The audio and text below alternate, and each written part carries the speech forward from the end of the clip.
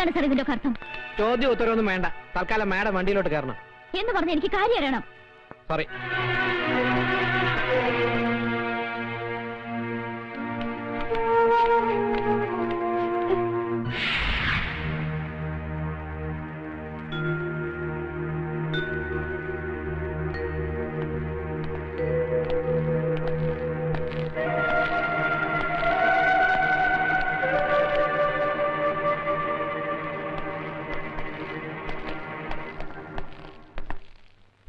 ക്ഷമിക്കണം മിസ് അശ്വതി മേനോൻ, ഒരു സാമൂഹ്യ പ്രവർത്തകയും അഭിഭാഷകയുമായ നിങ്ങളോട് ഞാൻ കാണിച്ചത് അനീതിയാണെന്ന് എനിക്കറിയാം. I am really sorry for that. പക്ഷേ വേണ്ടി വന്നു. നോ, ഇത് ഗുണ്ടായിസമാണ്. നിങ്ങൾ നോക്കിക്കോ, ഞാൻ ഇതിനെതിരെ പ്രതികരിക്കും. പ്രതികരിച്ചോളൂ. പക്ഷേ അതിനു മുമ്പ് എനിക്ക് പറയാനുള്ളത് മുഴുവൻ നിങ്ങൾ കേൾക്കണം. കേട്ടേ പറ്റൂ. 2 വർഷം മുമ്പ് coast guard inspector Rajasekharan Nair ദാരുണമായി കൊല ചെയ്യപ്പെട്ടു. അതിന് അദ്ദേഹം ചെയ്ത കുറ്റം, വധിക്കപ്പെടുന്നതിന് ഏതാനും ദിവസം മുമ്പ് സ്ഫോടക വസ്തുക്കളുമായി തീരത്തണഞ്ഞ ഒരു ബോട്ട് കസ്റ്റഡിയിലെടുത്തു. അതിൽ നിന്നും പിടിച്ചെടുത്ത സ്ഫോടക വസ്തുക്കൾ രായ്ക്ക് രാമാനം വെറും ഓലപ്പടക്കങ്ങളാണെന്ന് തെളിയിക്കാൻ അതിന്റെ സൂത്രധാരന്മാർക്ക് കഴിഞ്ഞു.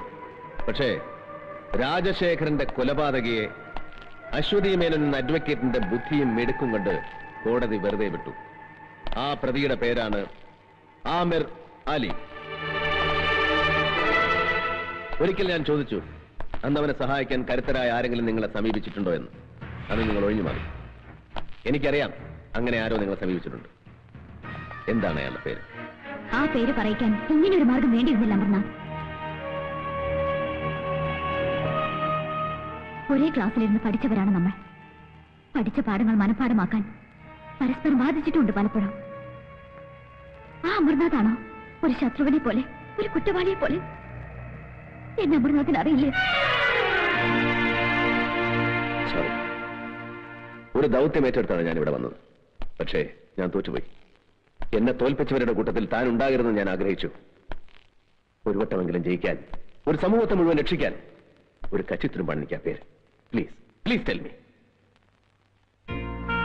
നിങ്ങൾ എന്നെ ഒരുപാട് തെറ്റിദ്ധരിച്ചിരിക്കുകയാണ്. ആ കേസ് ബാധിച്ചതിലൂടെ രാജ്യദ്രോഹികളാണ് ഞാൻ രക്ഷിച്ചതെന്ന് എനിക്കറിയില്ലായിരുന്നു.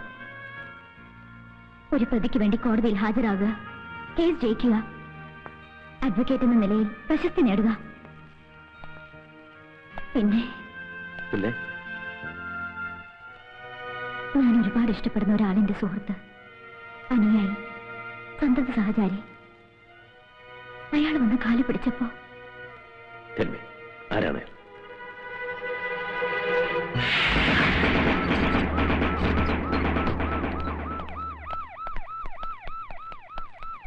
എന്താ? എന്ത് വേണം? എനിക്ക് വീടൊന്ന് പരിശോധിക്കണം. പരിശോധിക്കാൻ? ഞാൻ ആരാണെന്ന് തനിക്കറിയോ? അറിയാം, മന്ത്രിയാണെന്നറിയാം. അതുകൊണ്ടാണ് സ്പെഷ്യൽ സാങ്ഷൻ ഇവിടെ വന്നിരിക്കുന്നത്. നോ പറയരുത്. അർത്ഥണ്ട സാർ, പ്ലീസ്.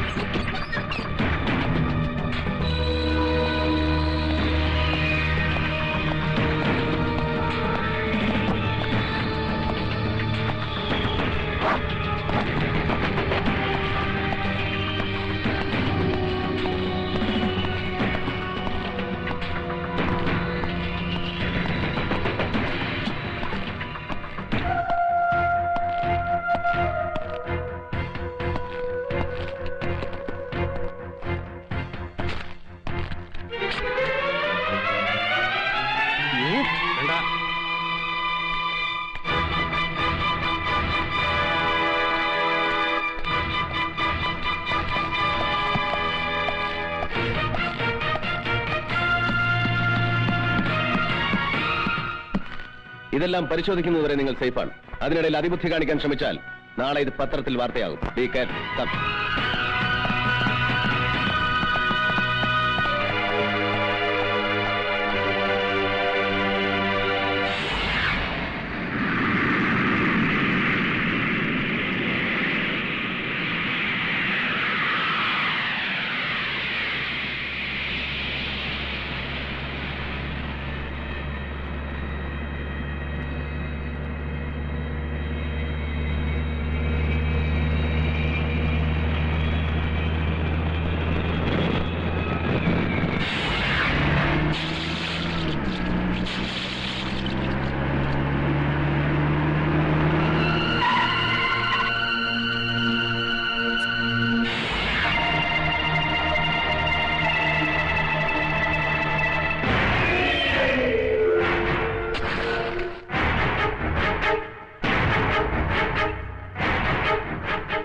नाम था उस कमीने इंस्पेक्टर का?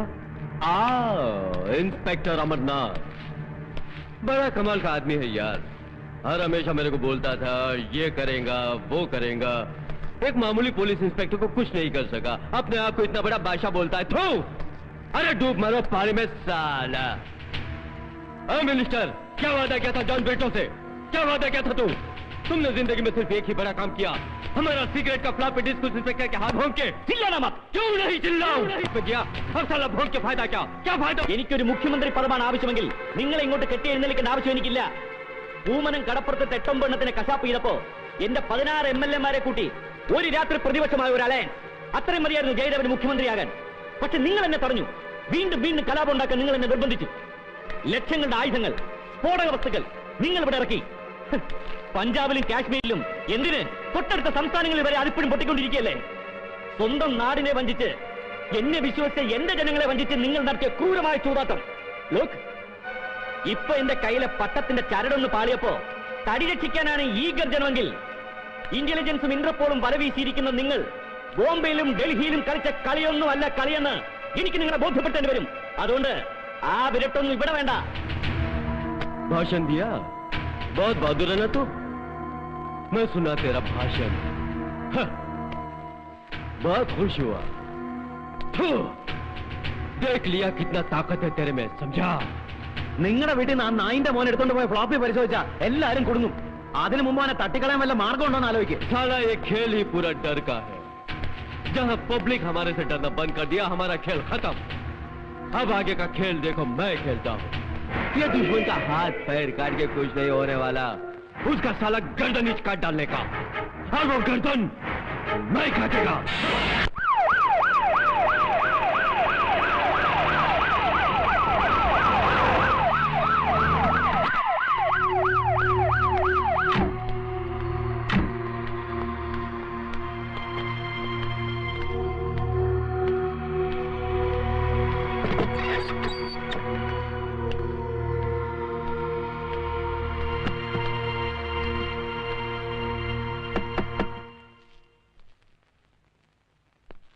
ഒരു കത്ത്. ഇതാ.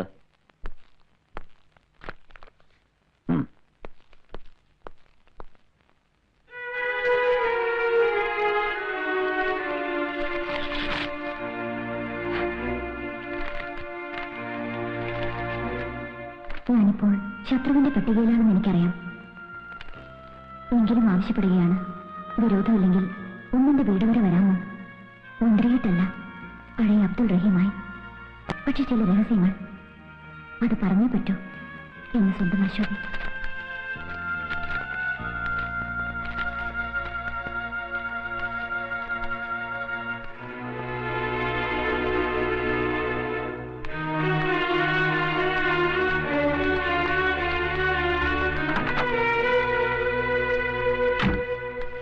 ഒരു ടാക്സി വിളിച്ചിട്ടുണ്ട്. ശരി. ഇല്ല, ഞാൻ അങ്ങനെ ഒരു കത്ത് എഴുതിയിട്ടില്ല. അല്ലെങ്കിൽ തന്നെ ഇങ്ങനെ ഒരു കത്ത് എഴുതാനും ഒരുപാട് തിരക്കുള്ള ഒരാളെ വീട്ടിൽ വിളിച്ചു വരുത്തുവാനും ഞാൻ ആര്? പ്രത്യേകിച്ച് ഒരു ശത്രുവായി ഞാൻ. പ്ലീസ്, അതിലേക്കൊന്നും ഇപ്പൊ കടക്കണ്ട. വിധി നമ്മെ ഒരുപാട് അകറ്റിയിട്ടുണ്ട്. അതിലൊരു പക്ഷേ നമ്മുടെ ആദർശങ്ങൾക്ക് പങ്കുണ്ടാവാം, ഈ സമൂഹത്തിന് പങ്കുണ്ടാവാം. എന്നിട്ടും ചതിക്കാൻ കരുക്കളൊരുക്കി കാത്തിരിക്കുകയാണ് ഇപ്പോഴും ചിലർ. അതിന്റെ സാക്ഷ്യപത്രമാണ് ഈ കത്ത്. ജീവിച്ചിട്ടില്ല ഞാൻ. ജയിച്ചും തോറ്റും പിടിച്ചിറക്കി ആദർശത്തെ മുറുകെ പിടിച്ചുകൊണ്ടുള്ളൊരു പടയോട്ടം. തിരിഞ്ഞു നോക്കുമ്പോ ജീവിതം മാത്രം.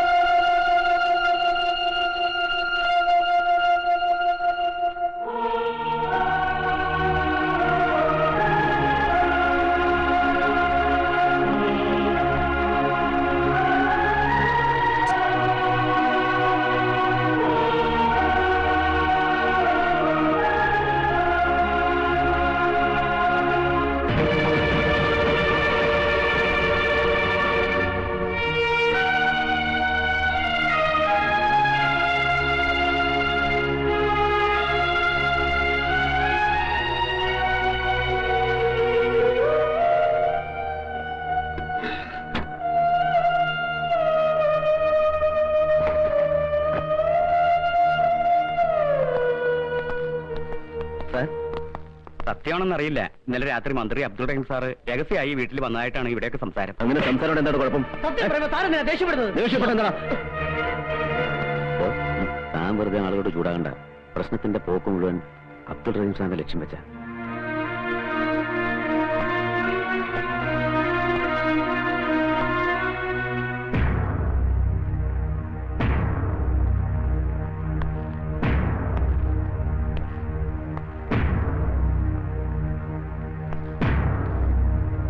സൂക്ഷിച്ചു നോക്കുമോനെ. ഈ ഫോട്ടോയിൽ കാണുന്ന സാറ് തന്നെയല്ലേ ആന്റിയെ കാണാൻ അവിടെ വന്നത്? അതെ. വേറെ ആരും അവിടെ വന്നിട്ടില്ലല്ലോ. ഇല്ല. അയാൾ വന്നെന്തോ ആന്റിയോട് ചൂടായി സംസാരിച്ചു അല്ലേ മോനെ? മോൻ പറഞ്ഞു.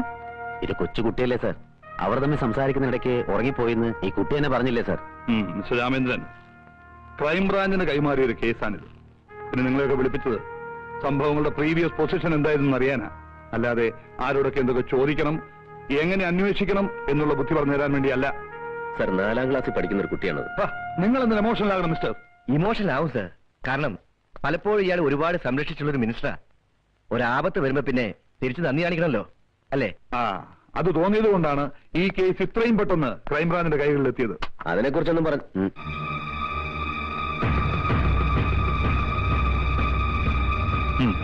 സാർ.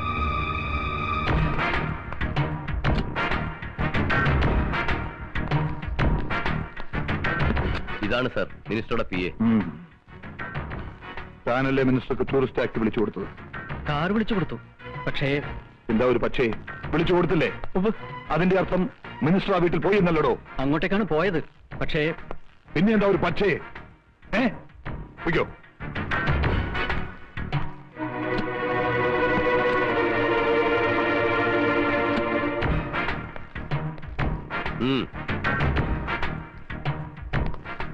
തന്റെ വണ്ടിയിലാണ് മന്ത്രി അശ്വതിയുടെ വീട്ടിലേക്ക് പോയത്.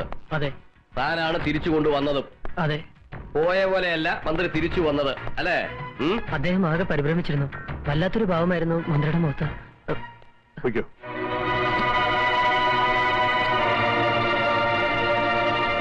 സാർ, മിനിസ്റ്റർക്ക് ആ പെണ്ണിനോട് വേറെയും ശത്രുതയുണ്ട്. അദ്ദേഹത്തിനെതിരെ പ്രകടനം നയിക്കുക, പരസ്യമായി വെല്ലുവിളി നടത്തുക, അതും പഴയ കാമുകി. അല്ലായിരുന്നെങ്കിൽ ഒരിക്കലും അസമയത്ത്, അതും മറ്റാരെയും കൂടാതെ അദ്ദേഹം അവിടെ പോകുമായിരുന്നില്ല. അതെ, മിനിസ്റ്റർ ആയതിന്റെ പേരിൽ സംശയിക്കപ്പെടുന്ന ഒരാളെ ചോദ്യം ചെയ്യാതെ വിടുന്നതും ശരിയല്ല. സാർ പ്ലീസ്, ഇതിന്റെ പിന്നിൽ പ്രവർത്തിച്ചിരിക്കുന്നത് മുഴുവൻ ദേശദ്രോഹികളാണ് സാർ. മറ്റു പല കുറ്റങ്ങളും പുറത്തു കൊണ്ടുവരാതിരിക്കാനും പലരെയും നിശബ്ദരാക്കാനും വേണ്ടി മനഃപൂർവ്വം കളിച്ച കളിയാണ് സാർ. ഷടാപ്പ്! താൻ ആരാടോ ഇതൊക്കെ ചോദിക്കാൻ? കാക്കിക്കുപ്പായി മണിച്ച് എല്ലാവരെയും രക്ഷിക്കാൻ വേണ്ടി ദൈവം ഭൂമിയിലേക്ക് ഇറക്കി വിട്ട ദൈവപുത്രന. ബാക്കിയുള്ളവരൊക്കെ മണ്ടന്മാരല്ലേ?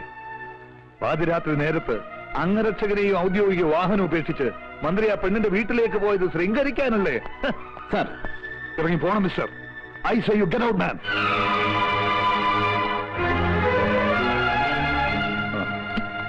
തൽക്കാലം അബ്ദുൾ റഹീമിനെ കസ്റ്റഡിയിലെടുക്കാൻ വേണ്ട നടപടികൾ പൂർത്തിയാക്കുന്ന ശേഷം എന്നെ അറിയിക്കൂ. കസ്റ്റഡിയിലെടുക്കാൻ പോകുമ്പോ പ്രകോപനം ഉണ്ടായേക്കാം. Then you seek their help. Okay? Sir.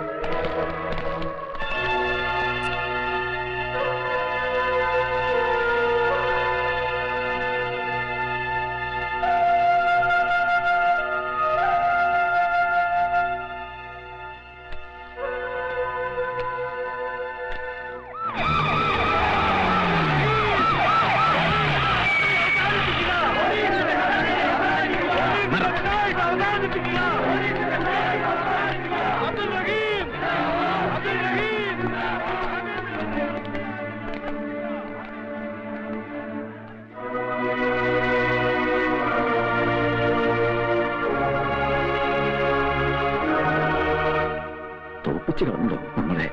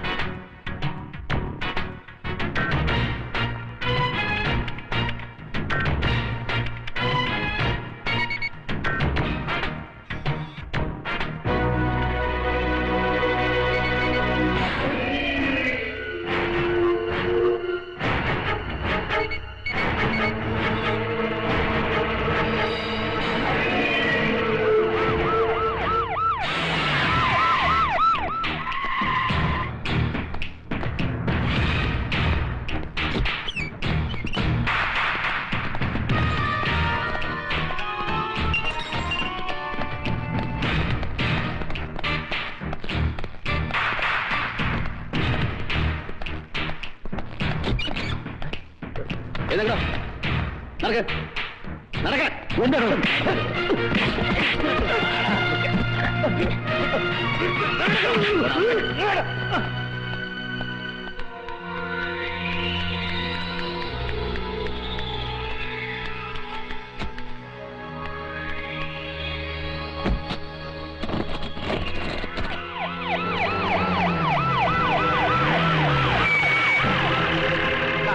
മറ്റേ വണ്ടി ഇങ്ങോട്ട്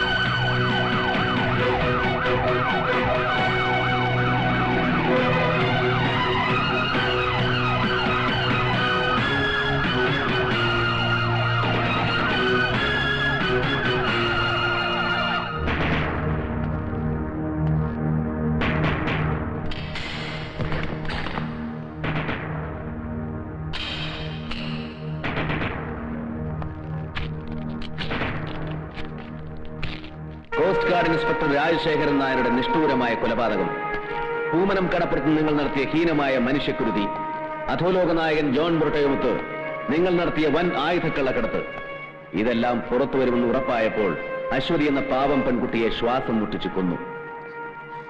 ആ കുറ്റം അബ്ദുൾ റഹീമിന്റെ തലയിൽ കെട്ടിവെച്ച് 24 മണിക്കൂറിനുള്ളിൽ അയാളെ തടവിലാക്കി എന്നെ നിശ്ചലനാക്കാൻ നിങ്ങൾ കാണിച്ച ബുദ്ധി ആരുടേതാണെന്ന് എനിക്കറിയാം. പക്ഷേ അതുകൊണ്ടൊന്നും എന്നെ തളയ്ക്കാനാവില്ല ജയദേവൻ. നാളെ കോടതിയുടെ കുമ്പസാരക്കൂട്ടിൽ ഞാൻ തന്നെ കയറ്റി നിർത്തും. കൂടെ അവനുണ്ടാവും, ജോൺ ബ്രിട്ടോ. മതിയോ പ്രസംഗിച്ചത്? കയ്യൂക്ക് കാണിച്ച് എന്നെ നിന്റെ മുമ്പിൽ കൊണ്ടിരുത്തിയപ്പോ മുട്ടും കുത്തിന്ന് മാപ്പിലൊക്കെ വിചാരിച്ചോ നീ? 7ാം ക്ലാസ്സിൽ പഠിക്കുമ്പോ കൈ പൊടിയും പിടിച്ച് തെരുവിലിറങ്ങിയവനാ ഞാൻ. അതിനിടയ്ക്ക് നിന്നെ പോലെ പല മിടുക്കന്മാരെ കണ്ടും പൊരുതിയും തറത്തും നിന്നവനെയൊക്കെ വെട്ടിമാറ്റിയുവാ ഞാൻ ഈ നിലയിലെത്തിയത്. താ പോണു. ഇവനൊരു കോപ്പും ചെയ്യില്ല. ഇവനേക്കായി നെഞ്ചൂക്കായിരുന്നു ഇവന്റെ തന്തയ്ക്ക്. എന്നിട്ട് എന്ത് പറ്റി? ഒരു പഴമ്പായി പൊതിഞ്ഞ് ഇവന്റെ മുമ്പിൽ വെച്ചു വിട്ട ചാരവസ്തിയും സ്വന്തം തന്തയുടേതായിരുന്നു എന്ന് ഉറപ്പുണ്ടോ നിനക്ക്? ഒപ്പം കത്തിക്കരിഞ്ഞ ഏതോ തീറ പോലീസുകാരന്റെ അസ്ഥിയെടുത്ത് ശേഷക്രിയ നടത്തേണ്ടി വന്നവനല്ലേടാ നീ. ഈ പറ, അച്ഛന്റെ ചരിത്രം ആവർത്തിക്കണോ നിനക്ക്? പാവമല്ലേ നിന്റെ അമ്മ?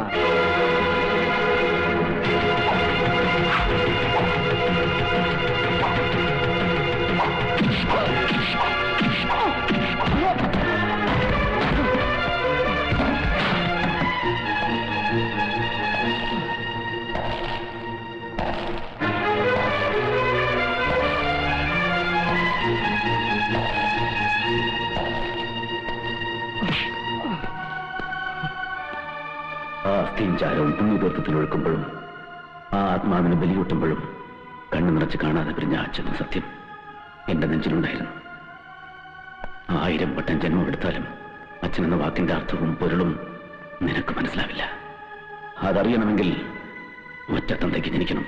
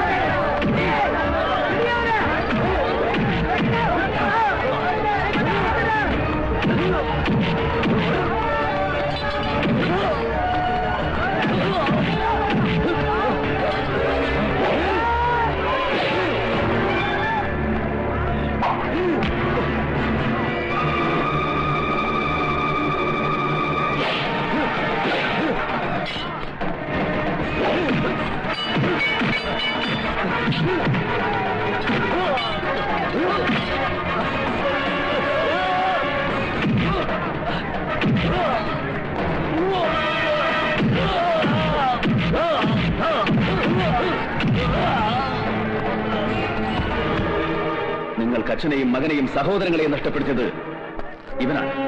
മതത്തിന്റെയും ജാതിയുടെയും പേരിൽ ഇവിടെ നടന്ന കൂട്ടക്കൊലകളുടെ മുഴുവൻ പിന്നിൽ പ്രവർത്തിച്ചത് ഇവനാണ്.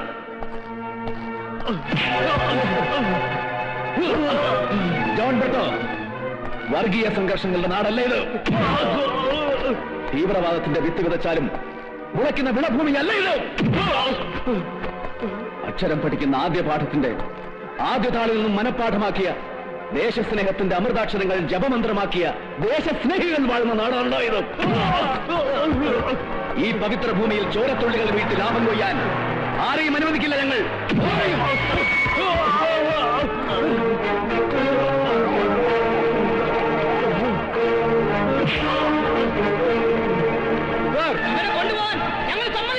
ഇവനെ ഞങ്ങൾക്ക് വേണം. ഇവരെ ഞങ്ങൾക്ക് വിട്ടുതരണം. ഇവരെ ശിക്ഷിക്കേണ്ട കോടതി ഇതാണ്. നിങ്ങൾ നിയമം കയ്യിലെടുക്കരുത്. സമാധാനമായിട്ട് പിരിഞ്ഞു വേണം.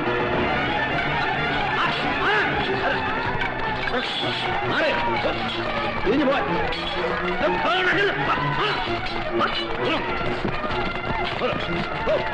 പ്രശ്നമുണ്ടാക്കരുത്.